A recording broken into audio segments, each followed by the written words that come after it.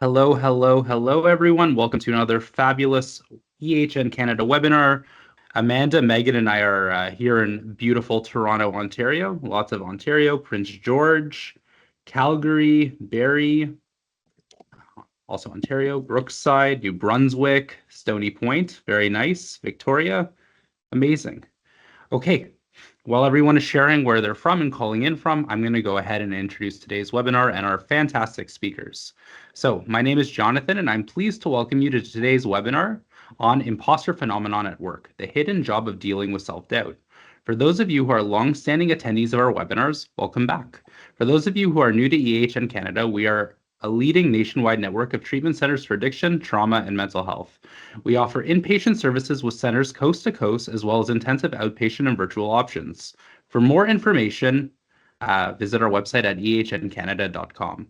Everyone is on mute and cameras are turned off for today's webinar, but we'd like for you to use the Q&A box to submit your questions for our speaker throughout the session.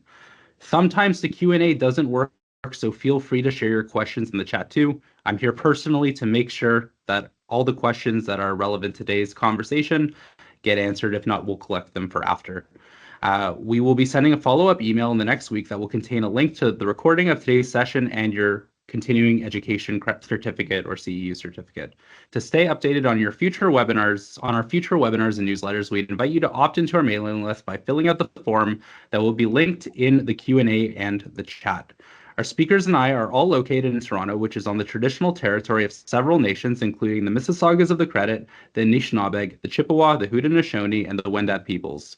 It is covered by Treaty 13 with the Mississaugas of the Credit.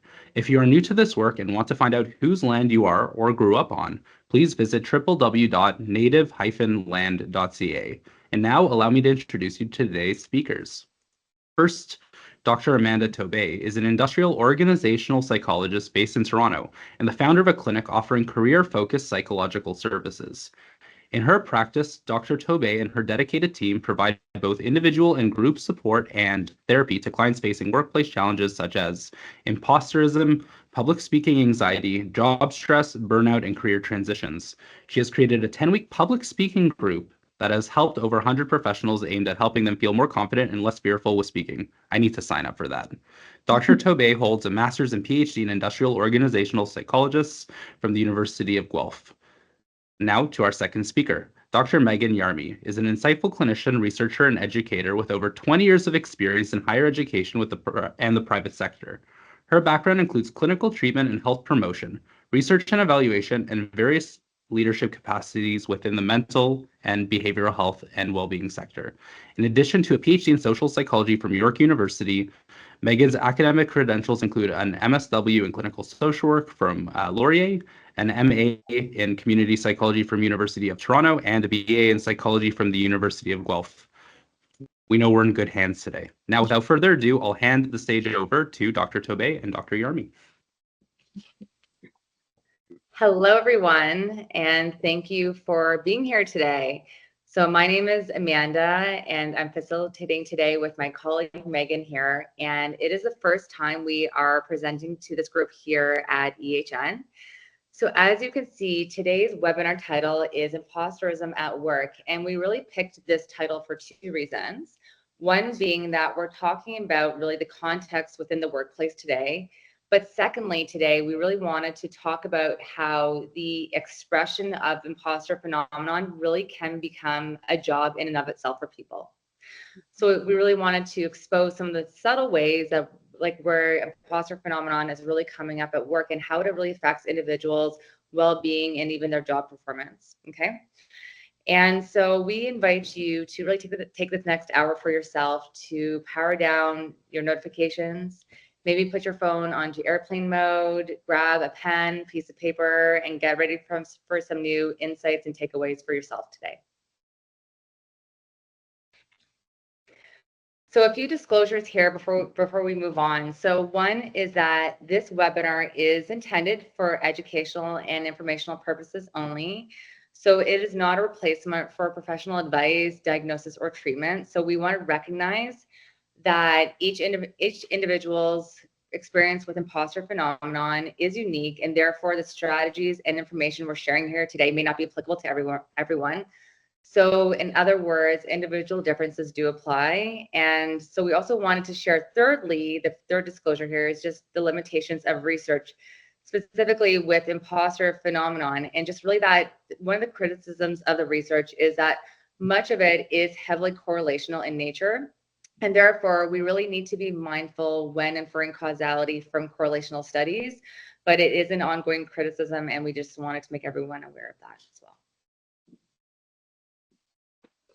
Okay, so I think Jonathan has launched this poll, right, Jonathan? So we have a poll. We have 3 questions for you here today to check in on your inner imposter, both for us to get to know you and also for you just to kind of check in, like, have I experienced this before? Do I still experience this? And we have one specific question in there that I'm really curious to know your answer about today. So I'm going to give you a chance to answer those 3 questions for those of you who haven't already. And I'm going to read the 3 questions for you to give you a chance, and then we're going to review each of your answers one by one here. Okay, the first question is there a time when you felt anxious about your performance in a job where you were concerned about not being good enough, even though evidence suggested otherwise? So, for example, if you had a job where you had the qualifications to do it, there was objective evidence there to support your competence, but you were still feeling anxious about your performance. So yes or no for that question. I'm watching the answers trickle in here. The second question we have for you, the one that I'm really curious about, is have you felt worried before posting on social media or LinkedIn because your peers may not view you as credible? So have you felt apprehension or worries before posting on social media because you're concerned that, for example, people might view you as a fraud, not credible enough, not expert enough on whatever topic it is that you want to post about? I'm seeing yeses even trickling into the chat here. Love that. Third question here, Jonathan, is do you tend to attribute your past achievements to external factors? For example, I just got promoted because I was here the longest, not because of my skill, or I just got this job because I was lucky, or I just got into graduate school, or just got my job because I know how to work really hard. So basically not taking ownership over your abilities. Seeing a bunch of yeses also. Oh yes, oh yes. Okay, that's cool. Thank you. Okay, so Jonathan, do we have some answers for the polls for these 3 questions? Can we start with question number 1? Yeah, absolutely. And thank you everyone for participating. We have lots of responses in the poll, and if for whatever reason it's not working, feel free to share your thoughts in the chat. But for our first question, we have 95 responses, so thank you so much. So is there a time when you felt anxious about your performance in a job where you were concerned about not being good enough, even though evidence suggested otherwise? And 99% of you said yes. Wow.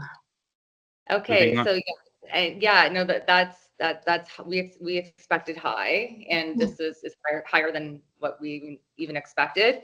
But it's not unusual given the research showing how prevalent that this really can be across individuals' lifetime. So the question was, is there a time when you felt that? So everyone has felt that. So we're in good company here today, everyone. Second question, Jonathan, can you share with us what it is? Yeah, The responses? absolutely. It's have you felt worried before posting on social media or LinkedIn because your peers may not view you as credible? So here we have more of a split. We have 100 responses where 51% of you, or 51, said yes, and 49% said no. Interesting. Yeah, I was really curious about this one specifically. Like, does that get in the way of you posting, sharing your thoughts and opinions on LinkedIn or on social media? So that one we do see a lot. We're going to talk a little bit about that today. The third question, Jonathan, we can go ahead with that one. Yep. So the final question is, do you tend to attribute your past achievements to external factors? This one was a different kind of split where 60% of respondents said yes and 40% said no. Okay, so that also gives us a sense as far as like the current state today. So this one's more like present state worded. So do you tend to attribute? So we can see here, I think at the end of the day, I mean, even though there's a bit of a range across these 3 different questions here, we can see that, I mean, individuals who are joining here today have felt it at some point. There's a bit of a mixed breakdown as far as individuals experiencing it when it comes to social media, and others maybe not.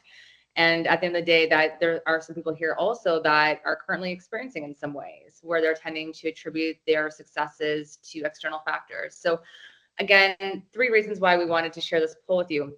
One was for you to have a chance to check in on that inner imposter.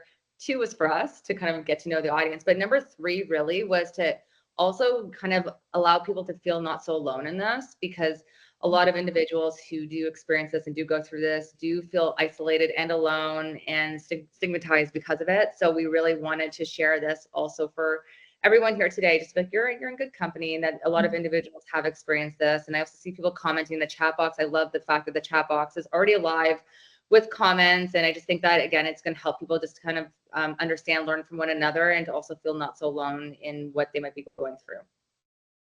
So we can go ahead to the next slide. Okay. So we also wanted to share with you a little bit more about us to add more color to the bio that Jonathan shared with you earlier. So yes, I'm a psychologist by trade. I'm also the founder of a group practice here in Toronto. I'm also a mom of 3 girls, and I love to spin. I love to read on a personal level. I think my clients would describe me as someone who's heavily solutions oriented, and that I'm very, very passionate about my work. I'm really on a personal mission to help people bring their whole selves to work, to feel good at work, to bring their best selves, the whole selves, to feel authentic at work, to experience less fear at work. Hence why you can also see why my interest in imposter phenomenon is also something that is of interest to me. So it just gives you a little bit about who I am, and I'll pass over the floor to our other facilitator here, Megan, to share with us a little bit more about herself too. Hi, everyone. I'm Megan. I'm super excited to be here today to talk about something that's both personally and professionally meaningful to me. So I'm a trained social psychological scientist and a clinical social worker. I also have a background in Eastern meditative practices and traditional Chinese medicine. So it's a little bit diverse, and I use that in my practice. Earlier in my career, I focused on applied social psychological research in the areas of organizational behavior, organizational psychology, as well as psychology in the law.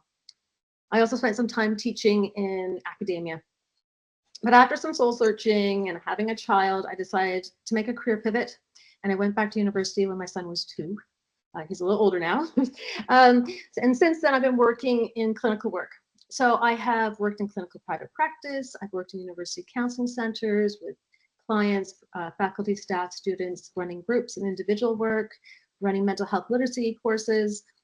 And then I was most recently the director of wellbeing at a private girls K-12 school here in Toronto. I'm really passionate about helping clients gain insight and self-awareness and the skills encouraged to address underlying drivers of presenting issues such as imposterism, career pivots, and more complex mental health challenges.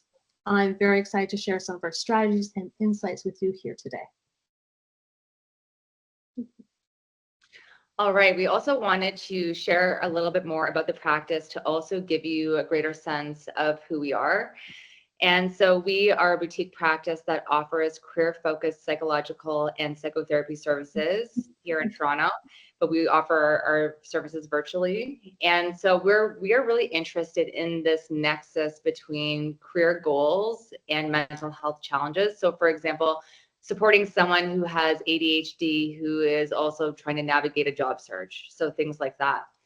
So we offer individual and group therapy to residents in Ontario and Nova Scotia at this time. Our plan is to expand across Canada. I know we have people across all of the provinces here today, so that is the goal. We have 4 practitioners that work at the practice, and I think something that really binds us, besides being business-oriented types of practitioners, is that we love to create. And that's why we're here today. It's like we love to create webinars and workshops and workbooks and bring our creativity to how we work with people, again, to really help them bring their whole selves and their best selves to work. Okay, great. So we're going to start our presentation by recognizing the signs of imposter syndrome. We'll dive into what that looks like, the cycle they create, and the real impact that it can have on our lives. We'll also talk about the 5 types of imposter syndrome and how each one tends to show up in the workplace. Then we'll walk through a practical framework that you can explore with us, offering real, actionable strategies that we'll use with clients to help them navigate these challenges. So what is imposter syndrome exactly? Imposter phenomenon is best described as a feeling or an internal experience of intellectual phoniness and a persistent sense of being a fraud. It can show up as a nagging belief that you lack the skills, knowledge, or competence to fulfill your job or role. And this is despite both external recognition and evidence of good work. Since the introduction of imposter syndrome by Clance and Imes in 1978, a significant amount of research has been conducted across pure and applied fields, highlighting its prevalence, causes, and impacts on mental health, career progression, and various demographic groups. Initially studied among women, imposter phenomenon is now recognized as a cross-gender, cross-cultural phenomenon, with estimates suggesting 70% of people experience imposter phenomenon at least once in their lives. So if we just circle back to our own pool, I mean, that's a little low. So at least once in our life, we had, I think a stats was 99% of our audience. So it was high. So everyone here, if you are in good company, it's something we all experience. It's been linked to higher levels of stress, burnout, and mental health challenges, and is known to be a factor that can hinder long-term career development and achievement. Overall, this growing body of research continues to evolve, highlighting the need for both theoretical understanding and practical interventions to address imposter phenomenon in various contexts. Now, I want to highlight one thing before we move back. I'm sorry about that. You may have heard the term imposter syndrome in popular social media. So that term is used often if you're on social media, maybe in magazines. We've chosen and would like to highlight that we're going to use the term imposterism, inner imposter, or imposter phenomenon to move away from the pathologizing lens or a sense that it's a mental illness. So it's not diagnosable. It's more of a cluster of tendencies towards this experience that we call a phenomenon. And as we work through the slides and progress through this presentation, you'll understand why it was more so that way and why it lands with us as being a phenomenon rather than a pathology. So the next slide. So how is imposter syndrome actually measured? The Clance imposter phenomenon scale was developed by Pauline Clance in 1985, and it remains to be one of the most widely used tools to measure imposter phenomenon. While it's a well-regarded measure, there are some merits and limitations, and several other psychometrically sound scales have also been designed since then. So that would include the Leary imposterism scale, the Harvey imposter phenomenon scale, and the Young imposter syndrome scale. What we like about the Clance IP scale is that it provides a broad understanding of imposter feelings, is comprehensive with 20-item scale assessing self-doubt, fear of failure, perfectionism, and difficulty internalizing success. It's validated across populations with strong reliability, and it has well-established cutoff scores, which help classify intensity of imposter syndrome. It's also been used extensively in research and clinical practice. Some of the limitations would include there's potential redundancy because of the length, which could lead to response fatigue. It focuses mostly on emotional self-assessment, so there's a lacking in terms of behavioral and situational factors. And it may not fully capture cultural nuances, especially in collectivist cultures. So what are the common causes of imposterism? We know that the imposter phenomenon is shaped by an interplay of factors that can be categorized into 4 primary domains. These are family dynamics, socialization, personality traits, and cultural expectations. So before we take a closer look at how different factors can shape imposter feelings, I would like to ask the audience to take a moment to consider which of these 4 categories may have been most influential in terms of your own career or your career trajectory. If you'd like to share that in the chat, that'd be great. If you just want to hold on to it for yourself, that too is fine. And we can discuss it at the end. Take a moment to think, have any of these factors impacted your life and how you proceeded through your career to date? Or where you think you may be going in the future?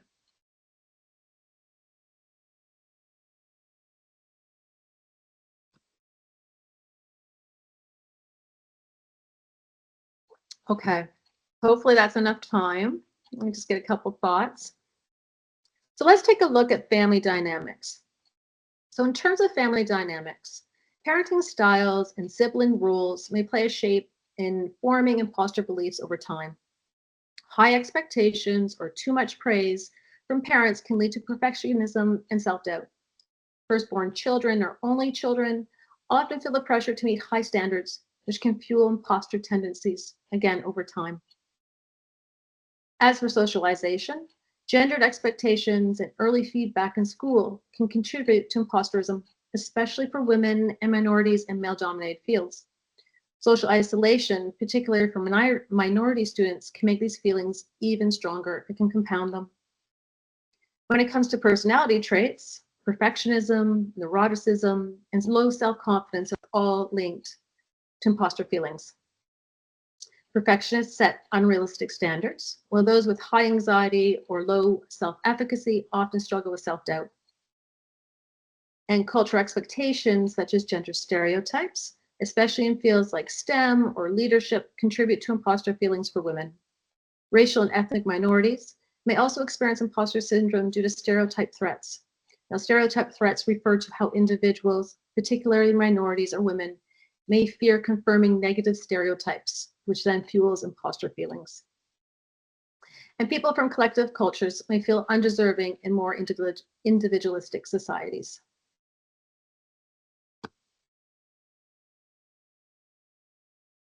So now what you see here is Valerie Young's framework on imposter phenomenon, which identifies 5 types or subcategories of people who experience imposter feelings, each with distinct traits and behaviors.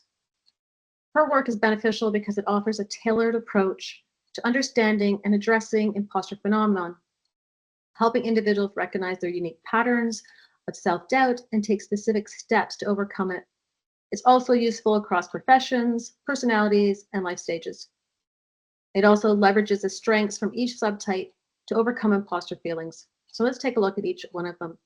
So the perfectionist. The perfectionist sets impossibly high standards and is never satisfied. So the key challenge for an individual who identifies with this subtype is to start to accept that perfection is unattainable and learn to celebrate successes. The superwoman or superman feels the need to excel in all areas, overworking to prove their worth. The key challenge of a superman or superwoman is learning to balance and understand that success doesn't mean excelling at everything. The natural genius expects to master things effortlessly and feels inadequate whenever they have to work hard. The key challenge for the natural genius is to embrace that learning takes time and effort. The soloist prefers to work alone, fearing that asking for help shows incompetence. The key challenge here would be to recognize that seeking help is a strength, not a weakness. And then the expert. The expert feels that they need to know everything before feeling competent. The key challenge for the expert is in realizing that expertise doesn't require knowing it all. So in looking at these 5 types, I'm going to ask the audience another question. Which of these 5 types resonates the most for you?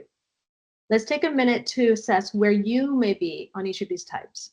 Would you rate yourself as high, moderate, or low on each type? So you can do that first. Secondly, I invite you to try the pie exercise with the 5 types of imposter syndrome. So think of each slice, and if you want to draw this out, that always can help, but think of each slice representing a different type and adjust the size of each slice based on how much it affects you. This simple visual can help us get to the core of what's really driving these imposter feelings. So I'm going to give you a few minutes or a minute or two to do that. I also let people, Megan, know in the chat box that on Dr. Jill Stoddard's website, she's the author of Imposter No More. I have the book here, actually. She's got a free quiz for the 5 types, but as Megan's saying, it's quite intuitive, I find. So while we're waiting for your answers, I can tell you that of the 5, the expert was the highest for me. When I did the quiz, both I thought doing the quiz, and then I did the quiz and I also showed up as expert. Yeah, and in full disclosure and in line with what I thought before completing the online survey, my results indicated I fell into the perfectionistic type, which wasn't overly surprising, but I did have to have some scores that were close on the soloist and I think it was the expert as well.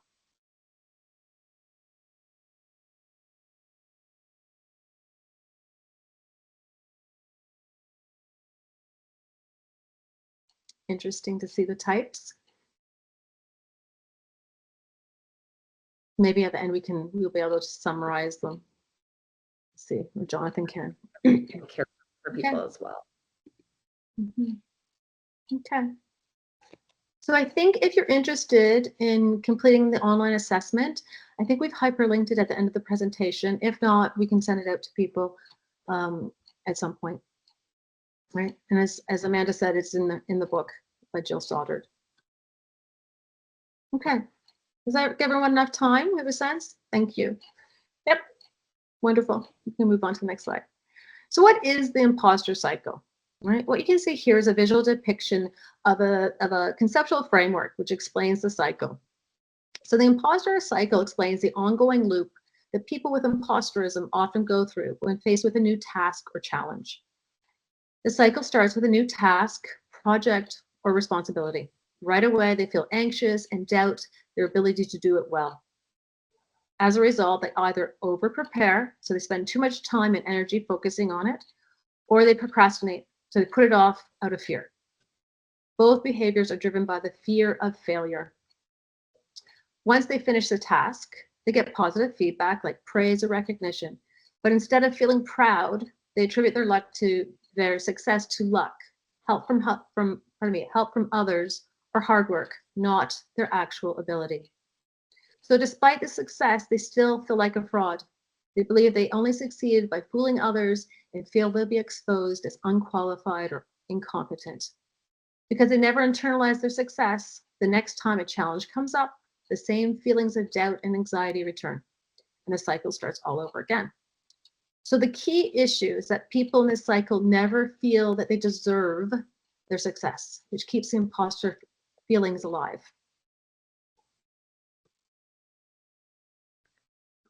So to recap so far, so we have talked about what imposter phenomenon is and isn't. We've talked about the 5 types. We've talked about the cycle with it and the 4 causal factors. We now want to spend the next little bit talking about the applications of imposter phenomenon within the workplace, and specifically talking about 4 key outcomes here. Okay, so what we want to also shed light on today is the fact that imposter phenomenon can affect individuals' professional and personal lives in many different ways. So Jonathan, we can go ahead and click the next button so we can share the 4 factors. Yeah, thank you. And so I want to talk through these 4 different outcomes here of how it really affects individuals within the workplace. And we're going to begin with job satisfaction. So what we find in the research, or what the research tells us, is that individuals with imposter phenomenon report lower levels of job satisfaction, meaning that it's a negative correlation, okay? And one study by Hutchins et al. In 2018 looked at what could explain the correlation there. So what can explain the relationship between imposter phenomenon and job satisfaction? And they found that there was 2 explanations for it. One was emotional exhaustion, and the other one was avoidance types of behaviors. So what they found in the study essentially was this, is that higher levels of imposter phenomenon resulted in emotional exhaustion as well as avoidance behaviors, which then led to the decreased job satisfaction. So why I'm also sharing this here is to help you understand that there are also interrelations when we look at these outcome variables here, that sometimes they feed into one another as well.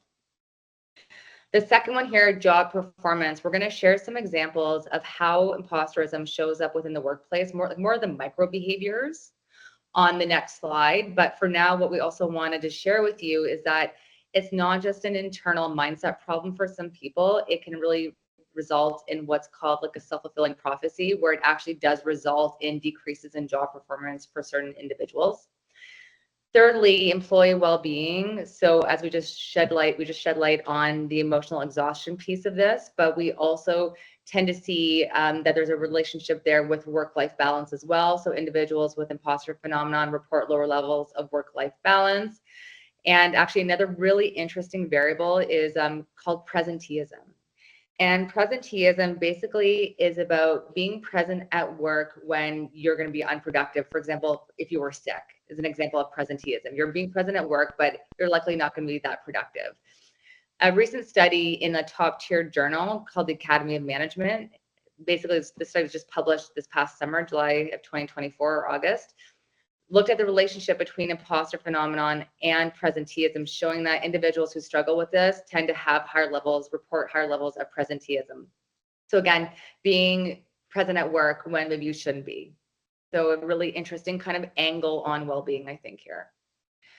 Fourth, career transitions. So this one is really, we see this a lot in our practice, is really how imposter feelings can also affect people's job search behavior as well. And so what I mean by that, for example, is that what we see a lot of is individuals that are really apprehensive about even applying for jobs if they haven't done every single thing on that list. And if you want to comment on that in the chat box, you're welcome to as well. But like, if you're someone who reads a job posting and unless you meet every single one of the criteria, you're like, I can't apply for that job. And so we see a lot of that. And I have a really practical method for helping individuals with imposter phenomenon scan job postings differently. I'm happy to share that in the Q&A portion if we have time at the end. But I just wanted to also comment on today, like it's really these four variables here and outcomes are really key ways where we see imposter phenomenon. It's not just a little bit of like self-consciousness at work, like it does result in material outcomes for people when we're talking about their job satisfaction, their job performance, their well-being, as well as how they approach career transitions. As promised, I wanted to share with you some of the micro behaviors where we see imposterism really coming up within the workplace. So here are some examples here. Avoiding time off. As we just talked about on the last slide, we also see that people with this struggle with emotional exhaustion. So not surprising, that's avoiding time off. We're also seeing on here as well, saying yes to work outside of scope, delayed deliverables, over apologizing. So lots of perfectionistic tendencies here, people pleasing tendencies. And even in my own personal story, that the fourth bullet here, not asking for help at work, I can tell you really affected my job performance in my very first job outside of graduate school, because I was so concerned with like, are they going to think that I know enough? I'm this PhD, I should know all these things. And what if I don't? And I can tell you that it really affected my ability to ask for help when I can absolutely tell you that I did need it. And I really felt like it did affect my job performance. And I just wanted to share that with individuals here, that if that's, to really think about what are the little subtle ways that if you didn't have this block, then maybe your performance would feel a little bit different to you.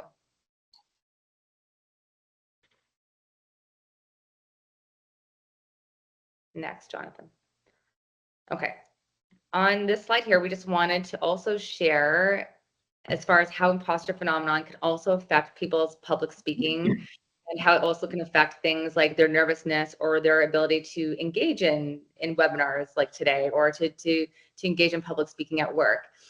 And so what we find also is that those who struggle with imposter feelings are more likely to use verbal fillers, for example, when speaking, not just due to lack of preparation. We're also talking about individuals who are unsure about their competence in the subject matter.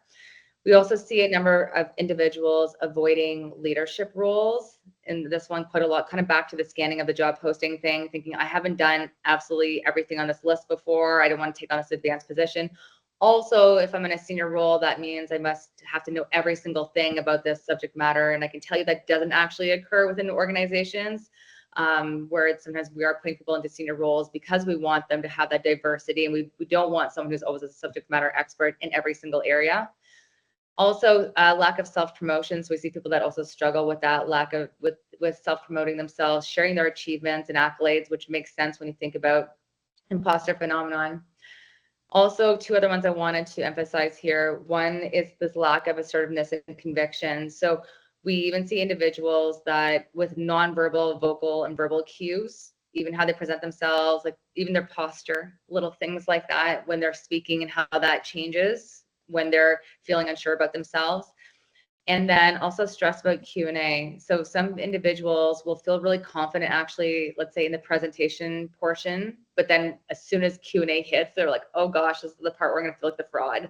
So what we just want to share with you here is just how variable it can be sometimes. It's not always like, I'm just afraid of public speaking, period. It's like very specific contexts or very specific parts of the presentation. And so it's important to kind of, I think, also shed light on how it also affects public speaking behavior. And then the third one here, which I shared with you at the beginning, I was really passionate about sharing about today, which is how imposter phenomenon also affects LinkedIn behavior or social media behavior. And I was really hoping to bring you some research to show you that imposter phenomenon and how it, like, to pull on the research to really talk about that a little bit. What's really interesting is that there is so little research, a paucity of research looking at how imposter phenomenon occurs within social media activity, for example, posting on LinkedIn. And so if we have any faculty members here today, graduate students that want to take on this research, I think it's a really great area to explore.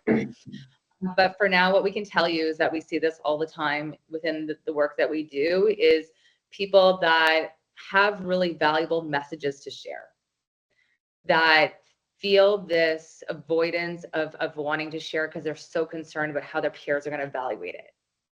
If anyone wants to comment on that, feel free to in the chat. Because we see this, it's all the time, where people just, they have these good messages to share. They have the research they've done, that the public would benefit from hearing it, but that people still feel held back by some of the fears about being seen, feeling like a fraud, not being an expert enough in case someone happens to feel like the expert, or if it's not perfect enough, you haven't reread the post 100 times. So just really to think about how it's also showing up as far as LinkedIn behavior, and not sharing accomplishments. I mean, I can even say I'm guilty of that one myself, but like just understanding, though, I think for all of us here, no matter where we're at on our career journeys, or if we're struggling with imposter phenomenon full on or not, just like noticing the little ways we sometimes hold ourselves back, that it's kind of back to the avoidance stuff that Megan was talking about earlier. So we want to introduce you to something today called the Valued Self Framework. And this is the first time we're sharing this framework with any crowd. And so this is a model that we are playing with, that we're really wanting to help people with imposter phenomenon using this framework going forward. And so in that peachy orange color there that you can see around the valued self, that's really what we're trying to create in people with imposter phenomenon, is trying to create what we're going to call the valued self. We're going to learn more about that in just a few slides. But these three orange skills here are really where we're trying to focus our energy to supporting individuals with building their emotional capacity, with building their sense of job self-efficacy, so the extent to which that they think they can actually perform a task at work, and their psychological flexibility. And then we're going to talk about those each next. And then we're also going to talk about how these three treatment modalities, ACT, DBT, and CBT, can also help us with reinforcing those skills and cultivating those skills, and ultimately create what we're calling the valued self.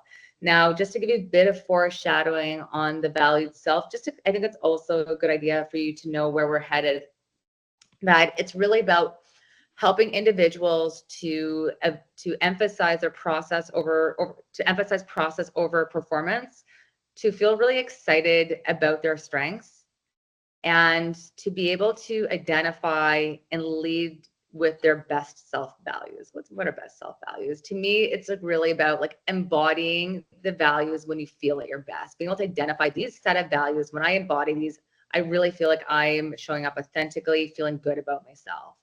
So that's a bit of foreshadowing, kind of, so you can know where we're headed on that valued self.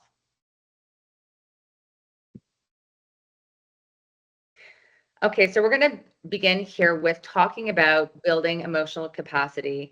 And now a seminal piece of work that we love to draw on, which I recommend anyone to check out here, is this book called 90 Seconds to a Life You Love. If you've heard of it before, feel free to mention that in the chat box for everyone else. But this book was written by Dr. Joan Rosenberg, who is a clinical psychologist. And I really enjoy how she talks about this work on podcasts. So feel free to find some resources with her on podcasts. But what this work is all about is really about, if you can learn to tolerate unpleasant emotions, you can learn to conquer and manage the imposter feelings. So let's unpack that. For a lot of individuals with imposterism, we often are fearful of having certain unpleasant emotions come from not doing a good enough job. So for example, feeling disappointed for not doing a good job, or feeling embarrassed, or feeling shame. These are all examples. There's 8 unpleasant emotions you can see here. Just examples of some of them here. And so if we can learn to help people manage and tolerate those unpleasant emotions, then we can learn to help them kind of overcome that avoidance. And so if we can help them overcome that avoidance, we can help people do the things that they want to do, right? And so for a lot of people, it's like we need to help them get past those feelings of unpleasant emotions that they're trying to avoid. And so that's a big part of how we work with individuals. So even back to the LinkedIn example earlier. So for a lot of individuals, they will feel vulnerability with posting on LinkedIn. So we have to help them kind of navigate those feelings of vulnerability to be able to say, you know what, I'm not saying you're going to love any of these feelings. You may not love the feelings, but still knowing I'm going to be okay, even though I felt vulnerability, even though I felt shame or disappointment, I was still okay at the end of the day. And so that's a big part of how we're really defining this here. And I also just wanted to share with you 3 questions that I love to use when I'm faced with my own inaction. When it posting, there's 3 questions that are actually taken from Jill Stoddard's book called, again, Imposter No More, that I love. And there's 3 simple questions. The first question is, what do I want to do? So what is the goal, or what is the desire? Number 2 is, what happens if I do? So listing the potential positive outcomes. And number 3, what happens if I don't? So what are the consequences of inaction? So what are the consequences of not doing the thing that I want to do, of kind of maintaining that status quo? Okay, so the second skill that we highlight in this valued self framework is called job self-efficacy. And this basically reflects and is the idea that if we can build individuals' belief that they can achieve tasks, that they'll be more likely to do it. So this one comes all down to that B word of belief. So if you happen to have the slides or are taking notes, like circling that word belief, this is all about your belief and like, I think I can do this thing. So if you think you can do it, you're, according to Bandura's theory and self-efficacy theory of motivation, you're more likely to be able to do it if you think you can do it. So if you believe you can do it, you're more likely to be able to do it. So that's why we're also working with individuals to help them. That's why we actually really want to bring this whole idea of leveraging key strengths to the imposterism research as well, is because we don't see this mentioned a whole lot. We see a lot of like kind of closing gaps and things like that, but we also want to help people like really get excited about the strengths that you do have to offer within your workplace. Feel good about those and get excited about them and be able to lead with those strengths as well. So just sharing with you 2 assessments here. You can check out Strengths Finder, or even which is, I think, I don't know how expensive that one is, but I can tell you for sure that Career Explorer is a free assessment you can also check out. And so we just want to share with you, we don't have a lot of time to go into these into detail, but just wanted to share with you that examples of how we do this is through, again, these assessments, through mastery experiences. So again, through helping people have these experiences where they feel like, I can do this. And I did it. I wasn't sure if I could do it, but I actually did it. And to really crystallize and hone that experience. And then also these vulnerability experiments and exposures as well, like putting yourself in those situations that you're avoiding. So again, the easiest one to think of is back to that social media one, is just like those examples where you're avoiding it and kind of being able to navigate those unpleasant emotions in real time. So we're going to move on next to psychological flexibility, which is the 3rd skill. Okay, great. Thanks, Amanda. So the 3rd skill, psychological flexibility, the concept of psychological flexibility originates from acceptance and commitment therapy. And that was developed by a psychologist named Stephen Hayes in the 1980s. So ACT is a part of the 3rd wave of behavioral therapies, which focuses on accepting negative thoughts and emotions rather than trying to eliminate them. Hayes based psychological flexibility on the idea that being open to internal experiences and committing to meaningful actions leads to better mental health. So his theory was adapted from one called relational frame theory, which he also developed, where this theory explains how language and thought patterns can create psychological suffering. So ACT, and by extension, psychological flexibility, teaches people to observe these thoughts without getting entangled in them, and helping individuals align and live lives in alignment with their values despite challenges. So simply put, psychological flexibility is the ability to adapt to difficult thoughts, feelings, or situations while staying focused on what really matters to you. It involves being open to uncomfortable emotions instead of avoiding them and still choosing actions that align with our values. So in managing imposter phenomenon, psychological flexibility helps by accepting self-doubt. So instead of fighting feelings of inadequacy, we can learn to acknowledge them without letting them control ourselves. We shift our focus. It encourages focusing on actions that are aligned with our goals and values rather than being trapped in the fear of failure. And then finally, we reduce avoidance tendencies. We stop avoiding challenges or opportunities out of fear and instead engage fully, knowing that self-doubt is a part of growth. So we do this by developing skills in mindfulness, values clarification, and cognitive diffusion techniques. So there is a quote there. Amanda, did you want to take a moment to share that with your enthusiasm? Yeah, no, this is just a quote from Jill Stoddard's book, which I've referenced a few times today. And I love this quote because she's talking about the fact that like she was afraid of claiming this title of an author on Twitter. She was doing her Twitter bio and just talked about being afraid of claiming it, despite the fact that this was her second book that she was actually publishing. And so I think it's just important to think about when we're talking about psychological flexibility, that a big part of this is language, is how we think about constructs and can we claim that title or not, right? So what are my assumptions about what an author is or isn't, is kind of why we included this here, to kind of give you an example of that. Great, thank you. Next slide, please. Okay, so at this point, we're going to start to explore treatment approaches to imposterism. So you might want to take a screenshot of this slide or take out a pen and paper and jot down a couple notes. I know there's a lot of information. We're not going to go into a whole lot of detail, but we want to give you something substantive to walk away with. So presently, there isn't a universally recognized standardized treatment protocol specifically for imposter syndrome. So as Amanda introduced with the value of self framework, we blend cognitive and behavioral techniques from CBT, DBT, and ACT to help our clients reframe imposterism, foster resilience, and align actions with their values.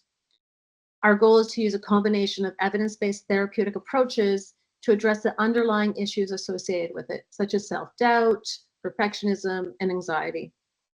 So for those of you who might be new to the terms CBT, DBT, and ACT, these are evidence-based treatment approaches that have been found to be highly effective to help clients better manage a range of presenting issues, including depression, anxiety disorders, stress management, and the comorbidity of presenting issues. So let's start with CBT. A lot of people probably have heard that term. The general idea with cognitive behavioral therapy is that our thoughts, emotions, and behaviors are interconnected, and that by changing unhelpful thinking patterns, we can bring about more positive emotions and behaviors. So let's look at a few strategies that we might use. So these include, of the CBT, behavioral activation. So in behavioral activation, clients are encouraged to take action despite imposter feelings to build competence. We may engage in exposure therapy, where clients gradually face situations that trigger imposter feelings. So they're taking on new challenges, they're sharing their successes with colleagues or their bosses. It may engage in behavioral experiments, where clients test beliefs through small actions. So they seek feedback, they reframe their mistakes. And then they may engage in setting realistic standards. So this would help to lower perfectionism and embrace mistakes to reduce imposter anxiety. Next column for DBT, or as what is known dialectical behavior therapy, this approach helps people balance acceptance of their emotions with positive change. It's designed to improve emotion regulation, coping skills, and interpersonal relationships, especially those who struggle with intense emotions or impulsive behaviors. Within these four main categories, we may draw on different techniques. So we may learn skills around using wise mind, which helps balance emotional self-doubt with rational facts. For example, I feel anxious, but I've earned my success. We may try opposite action, where you act in opposition to the imposter-driven urges. So you speak up instead of staying quiet in a meeting. You may engage in radical acceptance, where we accept our flaws and imperfections without letting them define our worth. We check the facts. We may use distress tolerance skills like paced breathing or self-soothing techniques, help manage the anxiety. And then lastly, self-validation. That's where we acknowledge our achievements and strengths to counter any level of self-doubt. And then finally, with ACT, so that's acceptance and commitment therapy, the goal is not to eliminate imposter phenomenon entirely, but rather to change one's relationship with it and develop psychological flexibility in the face of imposter phenomenon related thoughts and emotions.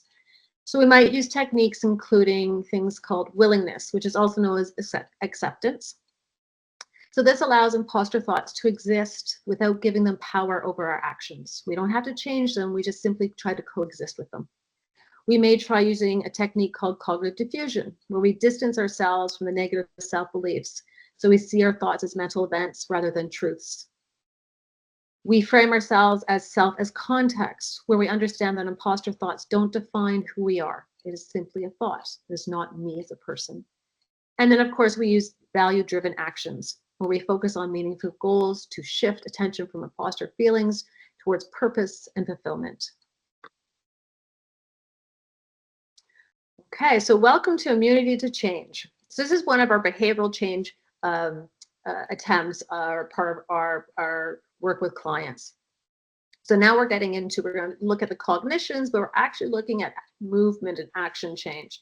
So Immunity to Change is a framework that was developed by Robert Keegan and Lisa Leahy to help individuals overcome resistance to change. It involves identifying hidden, competing commitments and underlying assumptions that prevent progress. Applied to imposter phenomenon, this approach can help individuals recognize unconscious beliefs, for example, I must be perfect to be valued, that maintain self-doubt. By uncovering and challenging these assumptions, individuals can build new mindsets, reduce imposter feelings, and foster growth. The process promotes psychological flexibility, which is key in overcoming imposter phenomenon. So let's take a few moments to go over the steps of immunity to change and walk through an example for imposter syndrome. So the first column, right, you can see is called identify the goal. So participants define specific personal goals related to overcoming imposter phenomenon, such as increasing confidence or reducing self-doubt. The next column identifies doing or not doing. And this is where clients will identify the things they are doing presently or not doing instead of focusing on achieving their goals. The third column is uncovering hidden commitments. Here, clients explore hidden beliefs that conflict with achieving their goal. So we can identify a worry box, like the fear of being seen as incompetent. And then the last column is reveal the assumption. So here, the individual, the group, or clinician will help to identify the underlying assumptions that are driving these commitments, such as if I'm not perfect, I'll be exposed as a fraud. And then lastly, it's not in here, the big part is we test and challenge these assumptions. So through activities and discussions, participants test these beliefs, considering evidence against them and forming new, more adaptive beliefs. So let's walk through a hypothetical example. My inner imposter. My inner imposter is named Auden. But before we do this, I would like everyone to take a moment and think about their own inner imposter. What would your inner imposter's name be? Right? What does your inner imposter say? Right? What are those thoughts that come up that impede your progression towards achieving your goals? So keep that in mind as we work through this. I know it sounds a little complicated, but I'm going to do my best to drill it down to the key crystal essence of it. So, Auden is a perfectionist. She wants to build her visibility and share her ideas with the world, but she spends hours and hours rewriting articles, blogs, emails to find the precise tone. She doesn't ask her colleagues to critique her work because she fears that she's going to be seen as a fraud, incompetent, and even perhaps foolish. She knows she's being too critical of herself, but she can't seem to change. So Auden's primary goal might be to feel less self-conscious in sharing her ideas with the world. Behaviors essential to creating a positive shift for Auden might include posting more on social media, such as on LinkedIn. So in column 2, Auden identifies the behaviors that are preventing her from achieving her self-improvement goal. These behaviors include avoidance behaviors, such as reading many books on the topic at hand or articles, and also ruminating. She might replay points that she failed to include in previous articles that hindered the success of her article. So instead of it being excellent, it was merely good. In column 3, we want to explore Autumn's fears that arise when she imagines herself trying to do what she fears. We explore what might be the most uncomfortable or worrisome feeling that comes up for her. What makes it so incredibly scary? So Autumn might worry that if she posts online, she'll be seen as lacking insight, credibility, or be even unsuccessful. So her competing commitments are to be seen as insightful, successful, credible, and likely respected. Now in column 4, the competing commitments that are listed in column number 3, right, tend to be what we find big assumptions. These are ideas we hold to be true, even though until we challenge them, we have no way of knowing for sure. So one way to uncover our big assumptions is to apply if-then statements. So Autumn's assumptions might be something like, if I weren't insightful and seen as successful, then I'd just be average. I'd cease to be special. Once we've developed our 4-column immunity map, we can then begin experimenting and evolving with the big assumptions.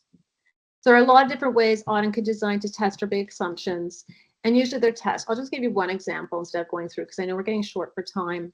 So the first one would be testing assumptions of incompetence with peer feedback. So Autumn might assume if I ask for feedback, people will think I'm a fraud or incompetent. So we would set up an experiment with a trusted colleague for her to actually look for feedback on a piece of work and see how they actually respond. So in terms of the outcome, the experiment would help Autumn see whether or not people's judgments matched her internal fears, and if they appreciated her work and provide helpful guidance. Now that's one of several different experiments we could do. But we don't have time, so I'm not going to go over all of them. We can always talk about it at another point if we come back. But to summarize, immunity mapping helps individuals identify hidden beliefs and behaviors that might be blocking their personal growth or change, while testing big assumptions challenges these deep-rooted beliefs that they hold true. So this technique is a process of promoting self-awareness and empowering individuals to overcome internal barriers and to achieve meaningful progress. So to summarize, our approach to overcoming imposter feelings centers on building a strong, valued self through key strategies. First, clarifying your purpose. Knowing what truly drives you gives direction and focus. Then live by your best self-values, aligning with what matters to you most. Recognize and celebrate your strengths. Embrace what you're naturally good at, boost confidence. And finally, growth comes from working through discomfort. So embrace challenges and push through self-doubt. Practice self-compassion by being kind to yourself, especially when things don't go perfectly. Lastly, focus on the process, not perfection. Prioritize growth and learning over flawless outcomes. So finally, we hope that you leave here today with a better understanding of imposterism. And our key takeaways are: imposterism often shows up in really subtle ways at work, impacting job performance and well-being. To overcome the struggles of the imposter phenomenon, it's important to use evidence-based approaches such as CBT, DBT, and ACT to promote psychological flexibility, self-efficacy, and vulnerability. And ultimately, our goal as educators and clinicians is to help people discover their valued self so they can bring their whole self to work and live with a sense of meaning, purpose, and joy. And then on a larger scale, organizations and leaders can play a crucial role in helping employees manage imposter feelings by developing and implementing these skills and strategies with their teams. We have a quote: "You're going to be afraid. That is the whole point of being human, but you can't stop fear from doing what you love." So remember that as you leave today. And then lastly, I know we're almost out of time. We just wanted to we're running a 10-week imposter group where we are going to cover things such as authenticity, emotional intelligence, overcoming perfectionism, giving group members practical tools to turn their dreams into action and tackle fears with confidence. So if you know of anybody who may be interested, be it yourself or a colleague or a friend, please do not hesitate to reach out. We're going to be doing some really exciting things, and we're going to help you learn how to bridge the gap from your true self to your ideal self, how to become an emotion scientist, to shift from perfectionism into process-driven growth. We're going to learn to confront our fears. We're going to dive into psychological immunity, and we're going to celebrate your achievements and continue progress for the future.